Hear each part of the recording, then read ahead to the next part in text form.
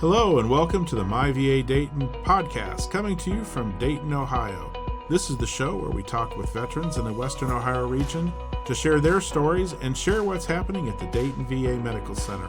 I'm Scott Leese, your host, with co-host Greg Tucker. And we have with us today a U.S. Navy veteran from West Carrollton, Ohio, Joe Ketring. Joe is a retired terminal manager with Martin Transportation System. He is also a Vietnam veteran and the current commander of the West Carrollton VFW Post 3438. Welcome. Thank you. We're glad to have you here today, Joe. Before we get to know a little bit more about you, we're going to put you to the test.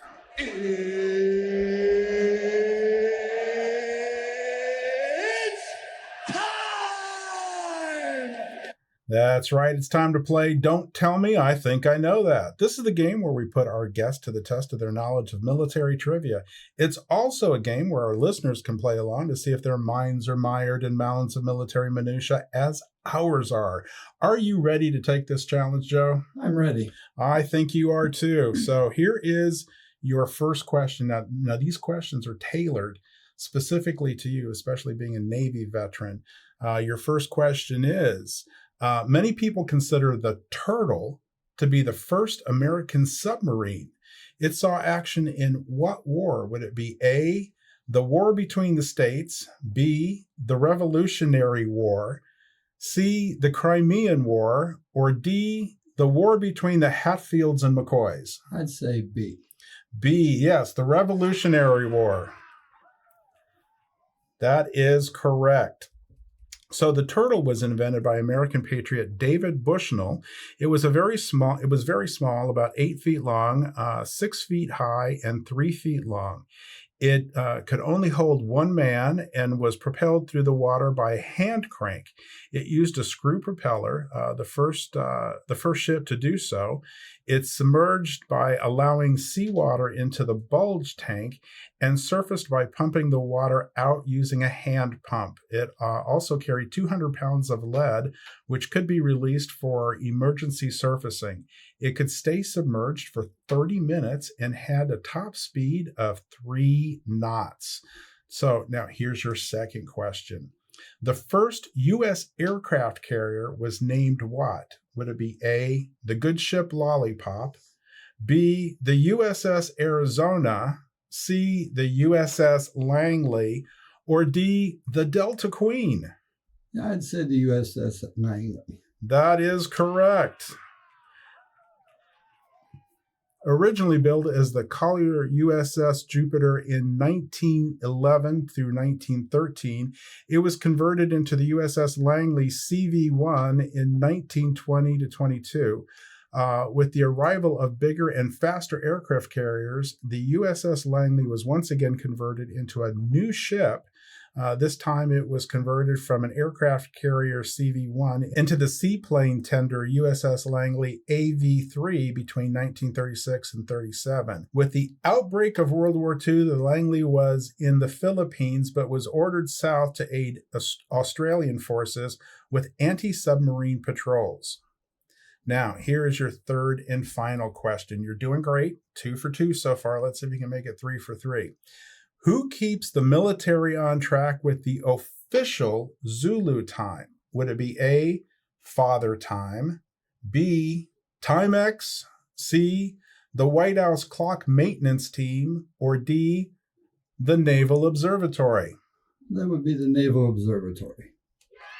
That is the correct answer, yes. The U.S. Naval Observatory, otherwise known as USNO, provides a wide range of astronomical data and products and serves as the official source of time for the U.S. Department of Defense and a standard time for the entire United States. Founded in 1830 as the U.S. Navy Depot of Charts and Instruments, USNO is recognized as the world's foremost authority on spatial and temporal reference frames. USNO is headquartered in Washington, D.C., and operates a dark sky observation station near Flagstaff, Arizona. It also has a small detachment activity, the Alternate Master Clock Facility, located at Schriever Space Force Base in Colorado Springs, Colorado. So, Greg, what has Joe won for playing our game today? For answering all those questions correctly, we have a set of 4 Dayton VA industrial strength chip clips designed by NASA's aerospace engineers to keep your chips crisp on your next stellar space journey or wherever you may be traveling in the near future. All compliments of the Dayton VA. We're going to take a quick break now. When we come back, we'll hear more from our veteran guest, Joe Ketring, about his military career and what he's doing today with the VFW. I was in the military. I didn't know that when I left, I was eligible for health care through the VA. I thought you had to be disabled or been wounded. Another vet told me I should check it out. Now, I have the care I need at the Dayton VA. Don't wait another day to see how the VA may help you. I'm a vet, and it's my VA. Make it your VA today. Call 937-268-6511, extension 2159 to enroll, or visit dayton.va.gov. This message is from the U.S. Department of Veterans Affairs. If you're having a tough time or thinking about suicide, you're not alone, and there's hope. VA's Veterans Crisis Line has responders who listen and help. Many are veterans or have veteran family members and friends, so they're prepared to address your challenges. Don't wait. Dial 988, then press 1. And we're back with Navy and Vietnam veteran Joe Ketring. So, Joe, tell us, why the Navy? What took you down that path? My dad had a very good friend he was in the Army in World War II with, and he was a Navy recruiter. And he introduced me to this gentleman, and we got along very well. And what I did was I joined the reserves when I was still in high school, when I was 16 years old. And then after I graduated from high school, I went on active duty in August of that year. And so I went to San Diego for schooling, and then I caught my ship in the Philippines. I had no idea what I'd be doing. They didn't tell you anything back then. Yeah, but so you went in when you were 16. Was that delayed enlistment, or were you actually enlisted in the Navy at 16? Yes. No, I enlisted in the Navy. Then I had schooling to do and boot camp and et cetera, those type of things to go through.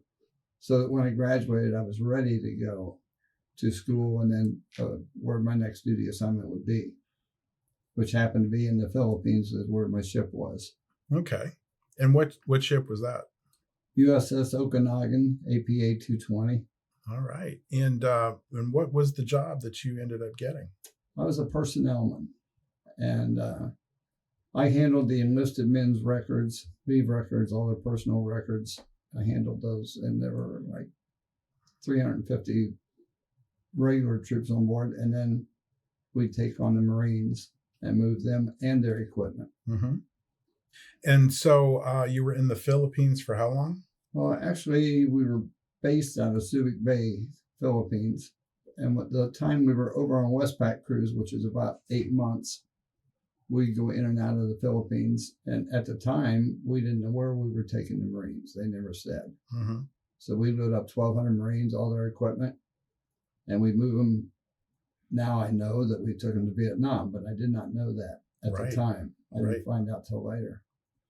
And then we go up and down the Pacific. We've been to Hong Kong, Japan, Okinawa, all those locations. We called, that was our ports. Taiwan was one. That's what we did for the 9 months that we were over there. And so what years was this? It had been 62 and 3. Okay. And tell us a little bit about what it was like to support those missions back in that Vietnam era. Well, there were some levity points. One of those was that you didn't tell the Marines to put a piece of fresh bread under their tray to keep their trays on there. So it'd be quite a mess. In bumpy seas, yes. Yeah. And then when we'd hit rough weather, the bunks in the hold were 7 high. So if the guy on top got sick, oh yeah, it was progressive. And then we take a fire hose and clean it out. But anyway, It was nice. We had a lot of good times. Met some nice people. Still have some friends that I communicate with. But it was an experience. The whole Westpac cruise, we'll call it. And we didn't see a whole lot of action, except we could see sniper fire from the jungles when we dropped the Marines off. Mm-hmm. And other than that, we just stay out to sea and then come back into the Philippines. Right. So is that where you really spent the majority of your time, was at sea? Not a whole lot of at station. Well, I got on board the ship in August of 62. We came back to the States in 63, and we went, the ship was scheduled for dry dock, and that was going to be in Portland, Oregon, which I watched the newscast today, and I'm sorry to see what's happened to Portland. It was a beautiful city. And we spent 3 months there, and I took 30 days leave when we got up to Portland and went home. And about the 27th day I was at home, I got a call from my commanding officer, Commander Cortez. He says, "I need you back here right away." I said, "Commander, I only got 3 days left." He says, "Do you want to go to Japan for shore duty for a year?" I said, "I'll see you in the morning." Yeah. So where in Japan? Yokosuka. Okay. And what did you do there? I was personnelman. I handled travel for the Marines and, any service really that was going to Vietnam or coming home from Vietnam. Mm-hmm. I'd book them flights back to the States. So what was your most vivid memory of your experiences while in the Navy, especially over serving, while serving towards the efforts in Vietnam? Well, I took a big responsibility of making sure that the men and women of the service got back to the States safely and as quickly as possible. I know that, they've been over there and they were ready to go. And I booked them commercial flights if I could out of Japan. And then if not, they do MATS. I don't know whether you're familiar with MATS, military air service. Yeah. I booked them on those.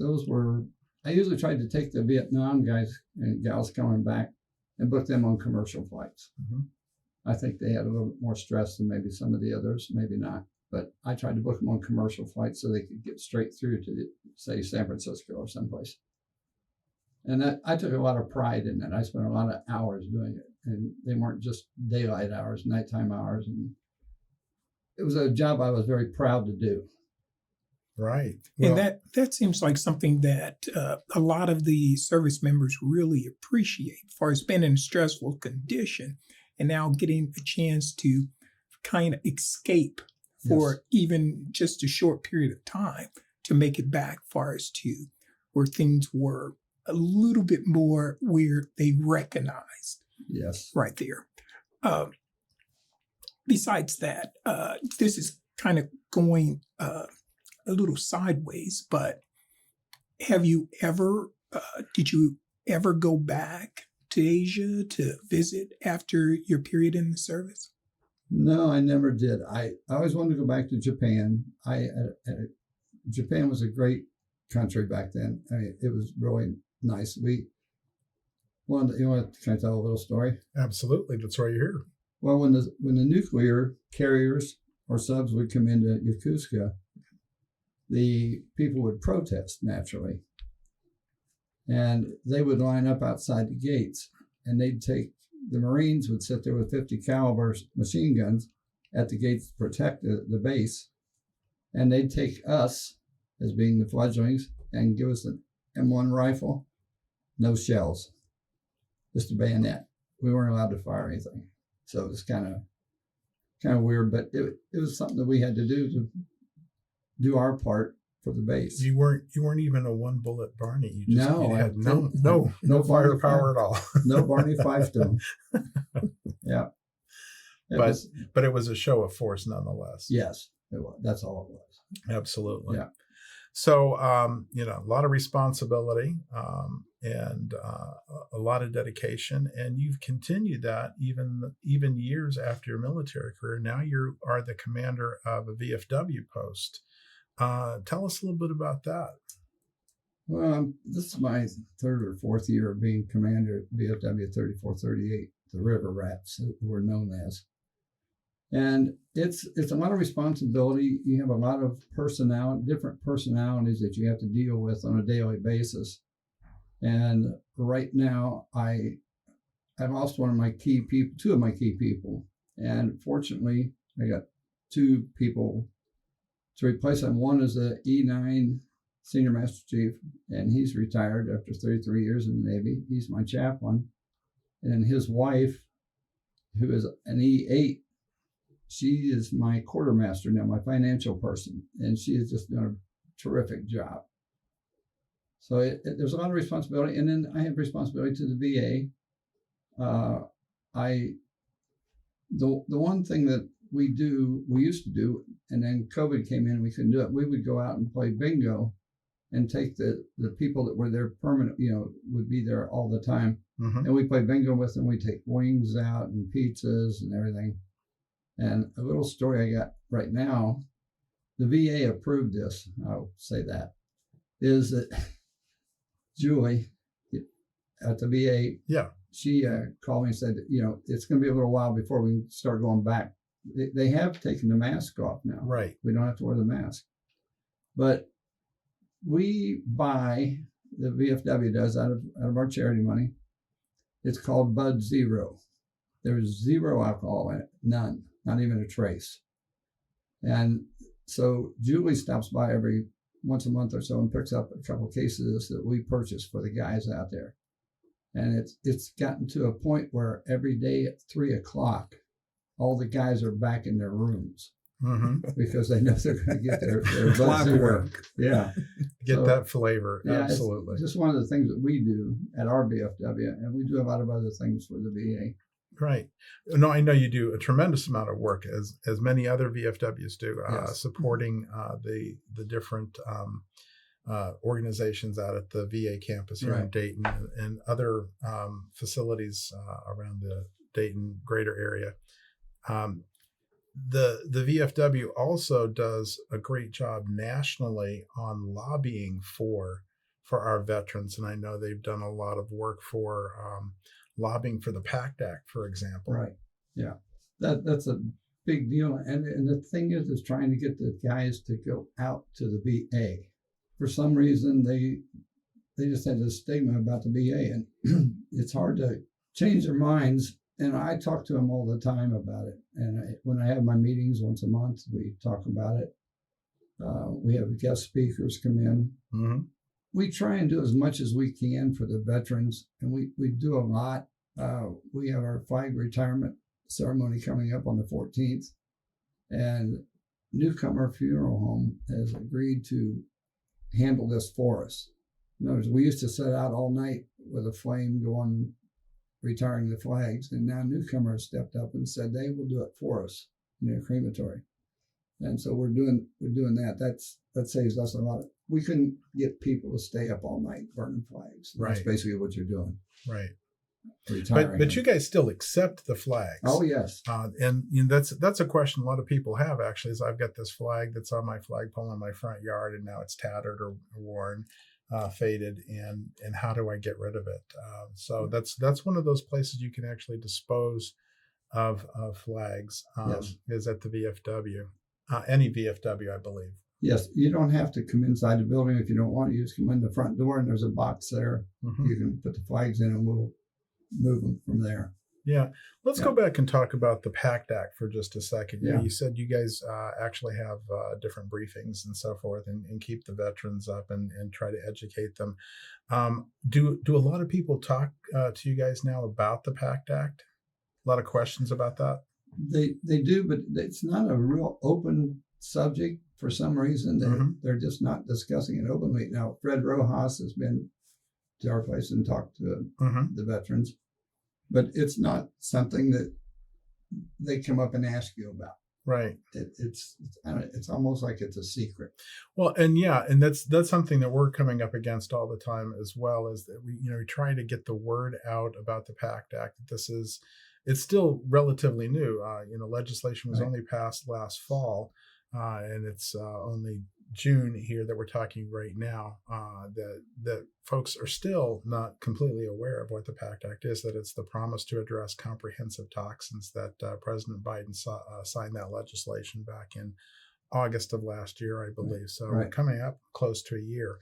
But a lot of people don't realize that if you served in the military, if you served in a theater of operations, primarily in conjunction with a conflict, and you were exposed to toxins, and you now have a presumptive condition, or maybe not even have the condition, but you served in those areas and you were exposed to toxins, that we are highly encouraging everyone to go and get that claim filed, because it's well known that if you are a post 9/11 veteran who spent time downrange and you were around the burn pits, for example, you were in a theater of operation where you were exposed to toxins, whether you're stood next to the burn pits or not, that stuff was floating around in the air. But this PACT Act actually affects veterans who were in Vietnam, because of Agent Orange, actually all the way back to Korea for other toxic exposures, some people who were exposed to nuclear incidents and so forth. All of that information, veterans can find out what theaters of operation and what presumptive conditions are qualifying veterans for this expanded health care and expanded benefits of the PACT Act. And you can go to www.va.gov/PACT, and it has all that information there online to show, hey, here's what qualifies you for a claim for the PACT Act. And the really big news is that if you have a presumptive condition, if you have lung issues or certain cancers or hypertension, diabetes, etc., those are all now considered to be presumptive conditions, that if you were in that theater of operation and you had these conditions, it's now presumed that you acquired that condition by being in that theater of operation through your military service. You don't have to prove that anymore. You don't have to have that proven service connected disability. So that's the huge difference between the PACT Act and other claims that you have to file with the VA, that you don't have to show the documentation other than your DD-214 saying that, yes, you were in theater at the time, and any medical evidence that shows that you have these conditions. So we encourage everyone to go to va.gov/PACT to look for that information. You can file a claim right there as well, or you can go to a Veteran Services office or a regional VBA office, or come out to the Dayton VA or any of the locations, whether it be Dayton, Lima, Middletown, Springfield, or Richmond, and they can assist you as well in getting information and helping file for that claim. I have to ask you, Joe, and that is the VFW. How did you go about joining the VFW? And because we had talked about myths. Right. Was there a myth, or what led you to the VFW? No, my brother-in-law got back from Vietnam in 1968, okay? And he came to live with us for a while till he got straightened out. And in 71, I went with him and joined the VA, or VFW, with him. And I've been a member of West Carrollton VFW since 1971, so it's been over 50 years now that I've been at that one location. Wow. So I've been to a couple buildings, and we're right on the river. It's a beautiful spot. But yeah, I joined in 71 through my brother-in-law, and he was a Vietnam veteran. And he's since passed, but he's one that got me into it, and been in it ever since. So that leads to the question, who can become a member of the VFW? I would say that, everyone hears VFW, but not everyone equates that to Veterans of Foreign Wars. Right. And what you need to, if you want to join a local VFW, take in your DD-214 and any other pertinent paperwork that you think will reflect on your service, and let them look at it, and they can make phone calls if they need to check something. We have a list of items that qualify you, okay? And if you don't have your DD-214, we can send for it, and you can even try and get it online. But I had to send for an addendum to mine because when I got out, they didn't recognize Vietnam on the DD-214. Mm-hmm. So I had to send for mine, and I got it, and I got my ribbons and everything right then. Now, what I did was I try and teach people how to do this and instruct them on it. And then you have some very good service reps out at the VA, and one of them is the DAV rep. Mm-hmm. She is great. I've sent several people to her to get their qualifications straightened out because she has a direct contact to Cleveland DAV and Cleveland VFW, and she's helped a lot of people get straightened out because a lot of people don't know that they've got. I didn't know until about 3 or 4 months ago. I had to get my DD-214 out, and I looked at my addendum that I received showing the Vietnam and everything. Well, there's probably 6 or 7 more ribbons, campaign ribbons, I didn't even know I had. Mm-hmm. Not, it was really a shocker. I didn't understand it. I didn't know why all those things were there, but it was things that happened when I was in that weren't visible things out in the open then. Now they've pretty much caught up. What led you down the VFW officer track? Well, I started out on the House Committee, which is kind of a governing body of what goes on. And then I moved up a little bit each year. I'd move up. And then finally I was senior vice. And then I ran for commander. Mm-hmm. And I won, fortunately. And I've won 3 or 4 times now. And because I like people, and I think most of the people like me most of the time. Sometimes maybe not, but most of the time they do. And I try and help them. And that's what the basis is helping the veterans, whether it's through Scott or someone else. I get them in contact with somebody. And we have a member that is now a Warren County service officer. He's one of our members. And he's always told me, anything you need or want, call me. I'll be glad to help you. What do you see the future of the VFW? Well, I'm Vietnam. I'm one of the ones that are surviving still. Don't know how long it's going to be, but the problem is we can't get new members. And the main reason I think is they're young marrieds, they're raising a family, they don't have time to devote to they don't have time to devote to the VFW. And I have received probably 6 or 8 new members in the last couple months, which is great, but it's hard. And our Vietnam people are dying off. The Koreans are basically gone. And Vietnam is now the major one, and they're dying off, and I don't see a replacement right now. Well, and as you said, these veterans of post 9/11 are younger. They have other obligations and other interests right now that someday they may come down that road. But at the same time, in order to be a member of the VFW, you don't necessarily have to be a veteran of foreign war. You can also be an auxiliary member as well, correct? Yes, we have an auxiliary division. And it's growing because we can take people that are not in a combat zone. And we just look at the DD-214, and I will tell you this, the IRS says, we've been audited by the IRS before. So they came in and they said, if you can get a former veteran, that does not count against you as far as having a social member or something. You can use, it's United States Armed Forces. It doesn't stipulate Army, Navy, it doesn't matter. It's United States Armed Forces. They do not hold that against you as far as your percentage of people that are social members or members.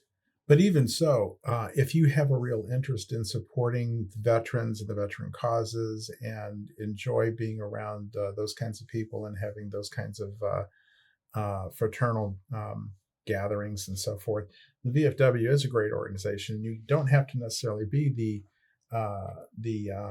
veteran of a foreign war. You can also be an auxiliary member or social member. But how does someone become a member? Where do they go to join the VFW? Stop in any VFW. Doesn't matter which one. Yeah.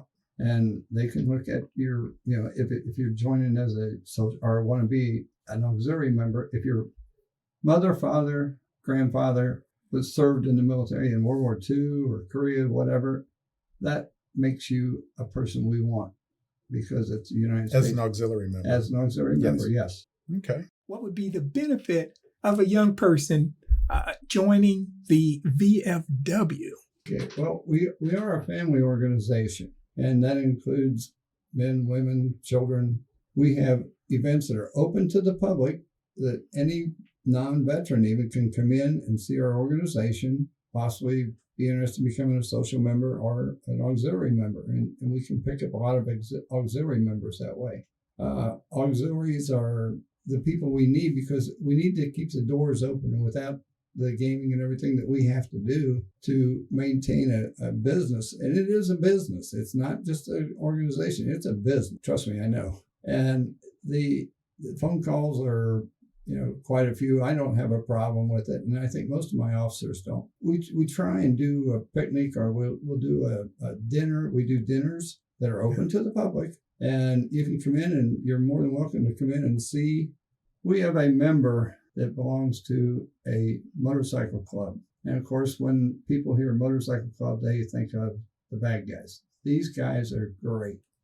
They pick a child every year, and it's a child that probably won't make it through the year. They're that bad. The one little girl they're supporting this year she has to go to Boston 3 times a year for treatments. He comes to our meetings and requests funds. We've done it for several years now. We give him $1,200 to support this organization, and it all goes to the parents. That not a dime of it goes to outside the house. We bought them vans before, to transport their children, and we do a lot of that. And it's something that we do Christmas, we donate money at Christmas. We just lost a member, junior lad, and his wife. We've kind of adopted her for the next couple months to get her back on her feet and to help her. And we do that every month. We do something like that. And in my meetings, I stand up in front of everybody and I say, is there a veteran or a family member of a veteran that it needs assistance? Because we have the funds for that. Right.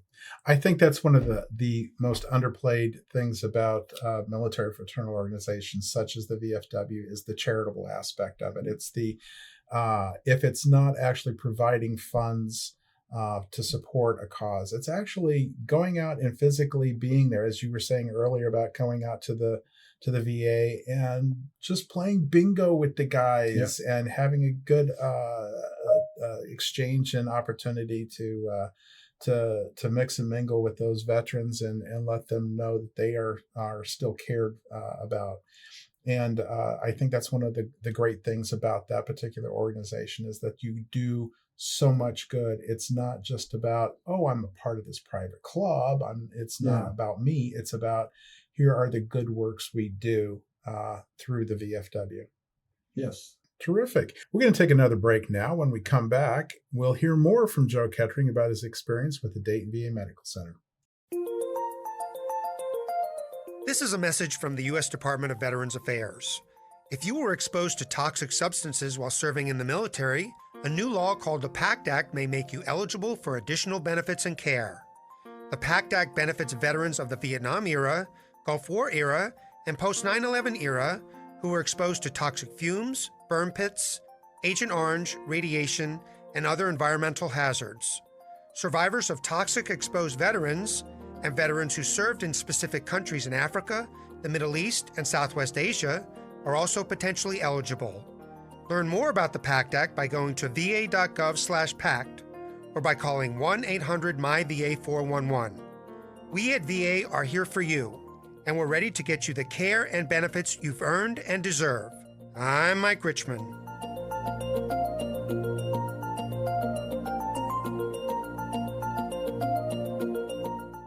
And we're back with Navy and Vietnam veteran Joe Ketring. So, Joe, tell us a little bit about your personal experience with the Dayton VA.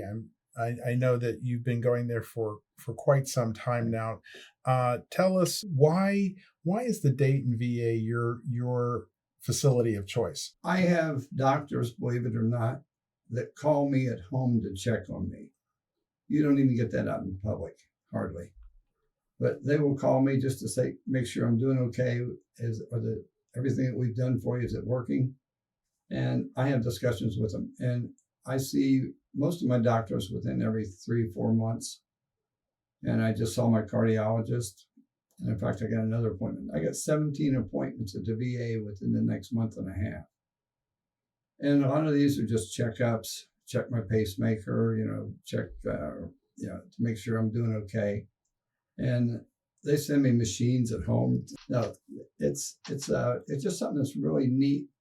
And that's what I enjoy about it.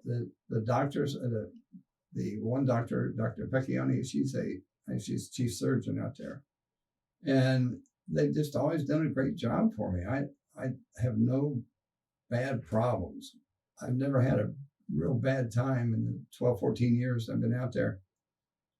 Everything's gone good. And if it didn't go good, I could bring it up and they would correct it. I will say that.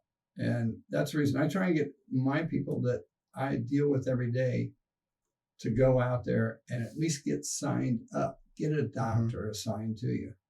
That way you'll be able to get the benefits that I get or any other veteran would get. And a lot of people just don't understand that. They still get this black list on it, that says not for me. So tell us, what do you tell those unenrolled veterans why they should enroll with the VA? What is your most compelling argument why they need to seek out those benefits? Well, the one thing is if you're on a lot of medications, okay, due to diabetes, whatever it may be, they will assist you in getting the proper medicines that you need. It's a timely manner. They'll mail them to your house. There is a charge if you're not on a disability. Then there is a charge, but it's still less than what you would pay out in the street. Mm-hmm. So that's what I try and get people to do so they can save themselves money. And money's tough right now. And I try and get them to go out there and at least see what's going on. And I'll even meet them out there if they want me to. I'll introduce them to the people. Mm-hmm.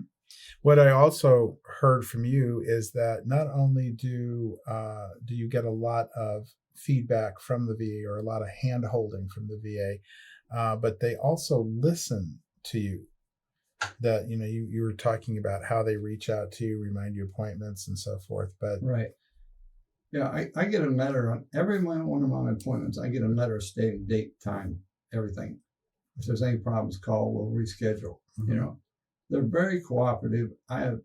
It's unbelievable. I don't get that kind of cooperation out in the public from doctors. And if I can get these people to at least sign up, then they'll see down the road where it was a good deal for them because it really pays off in the long run. And the VA, I was fortunate to go in when the VA was doing good, as far as what the positive things that were happening at the VA. And I still am.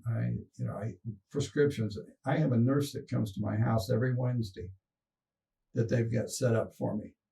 She puts my pills in the containers. It doesn't sound like much, but when you're taking 12, 14 pills a day. Absolutely. She comes in and does all that. She checks my blood pressure and all that every week. Every Wednesday she comes in. And they were going to cancel it because it had expired. And I called my primary care doctor and I said, I don't want this to cancel if you can do anything for me. Right. And within a week, it was taken care of. It's been renewed and everything's fine. And that's the kind of cooperation I like from the VA. Joe, if I can ask you, and we know you're not an expert at this, but something that you said, and that is that they feel that this is a secret. What is your impression or your opinion on why they're hesitant? Well, there's a lot of people that are hesitant about the VA, period. And that's my job to try and convince people that, hey, you're missing something if you're not going to the VA and getting this information and acting on it. So I try and in my meetings and just out in public, I tell people what's going on at the VA. I've been there about 15 years now, using the VA as my main insurance since I retired. And they still are hesitant. And I don't know whether you're familiar with Brown Hospital. The original VA was called Brown Hospital, and it was a disaster back then, but it was just starting out. Now I had to go in for a test the other day, and I had to have the dye put in me and everything. I'm allergic to the dye. Yeah. Well, I broke out in hives all over, but that's normal for me when that happens. But I was sitting there, and a gentleman, I was in the oncology area, and the gentleman 2 chairs over from me said, "This is not like Miami Valley." I said, "No, it's not." Because right next, you had a reclining chair with heat and vibration. You just reach over and pulled your TV in front of you, touchscreen TV. They get the most modern, and the same with the dental. They have the most modern, capable people out there. It's unreal. I happen to be fortunate enough to get dental, but the VA is so much better than it used to be. And I've been in Kettering, I've been in Sycamore, I've been in Miami Valley, and I wouldn't trade the VA for it. So what I'm hearing, and that is it's still myths. Myths may be also far as with your organization, the VFW, because there's people don't know, and they only go by. As a veteran myself, I know we listen to what we call scuttlebutt. Yeah. And that is, scuttlebutt is not really what it's cracked up to be. You get bits and pieces, but they're it's kind of trash talk. Exactly. Yeah. No, I firmly believe in the VA, and one of our members is a retired nurse from the VA, and she says, "You should be a spokesman for the VA at some point in time, because you so strongly believe in it." And I do. I believe in the VA. I had a AAA burst. I don't know whether most people know what that is, but your aorta blows up and bursts. And they took me to Kettering Hospital, and fortunately they did, because the doctor saved my life. I took 22 units of blood, and he put me in a coma for 30 days. And then I was taken care of by the VA after that. And they communicated with my doctors and the VA doctors. They communicated back and forth, so all of them knew what was going on with me. And that bill was right about $1 million by the time I got done. And naturally, the government negotiates all that, but I was taken care of. I think I had to pay $800 out of this total thing for a year. The VA covered everything else. I've got 12 stents. I got a pacemaker, and I've got wraps and filters, and I got a new one in my heart now that filters out blood clots. And it's all VA, and VA paid for every bit of it. And they sent me to get this things done. If I didn't get it done there, they sent me out to get it done. So I owe the VA a big gratitude. It's the reason I speak for them. And I will talk to all my people about the VA on the positive side. I don't have any negatives, really. They've treated me great. Well, terrific. Well, thanks, Joe, for joining us today. Sure. It's been great to hear your story. We love hearing stories like yours from veterans in the Southwest Ohio region, and I want to thank you again for joining us. Okay, thank you. Our veterans put everything on the line to protect our freedom. We may never be able to repay them for their sacrifice, but we can show them just how much we appreciate all they've done. Every day, hundreds of people just like you volunteer to help our veterans. You can help by simply sharing your time, lending a warm smile, a supportive hand, or a sympathetic ear to someone who needs it. Everyone can do something to make our veterans know how much we appreciate their service. What will you do? The Dayton VA changed my life. There was a time I was jobless and homeless, didn't know where to turn for help. I felt like there was no hope for me. Then I learned about the Dayton VA. They helped me find the help I needed to get back on track. I received support, got a job, found a place to live. I got my life back. Don't wait another day to see how the VA may help you. I'm a vet, and it's MyVA. Make it your VA today. To enroll, call 937-268-6511, extension 5336, or visit dayton.va.gov. This message is from the U.S. Department of Veterans Affairs. Veteran service organizations, often known as VSOs, offer many services for veterans and their families. To learn more, go to va.gov. We want to say thanks again to our special guests for taking time today to share their story. We truly enjoy hearing stories from veterans from across the region and learning more about how they found care through the Dayton VA Medical Center. And as always, we want to thank our listeners for joining us and remind them, if they are a veteran and are not enrolled, to enroll with the Veterans Health Administration to receive health care benefits through the Dayton VA Medical Center. It's easy and it doesn't cost a thing. You just need to be a veteran. The simplest way to start enrollment is to call our Enrollment and Eligibility Office at 937-268-6511, extension 4105. They can schedule an appointment for you to come to the Dayton campus or help make an appointment at one of the surrounding community-based outpatient clinics located at Springfield, Richmond, Lima, and Middletown. Again, that number is 937-268-6511, extension 4105. Veterans may also enroll by visiting www.choose.va.gov/health. While there, you can choose from applying online or by phone or by mail. It's just that simple, really. As I said before, it doesn't cost a thing to apply. So what are you waiting for? Call us today. Or, if you know of a veteran who is not enrolled, have them call to start taking advantage of this benefit. If you're a veteran, it's your VA. Sign up today. Join us again for another episode of MyVA Dayton with the Dayton VA Medical Center. Our episodes drop the 1st and 15th of each month. I'm Scott Leese with your co-host Greg Tucker. Thanks again for listening to MyVA Dayton.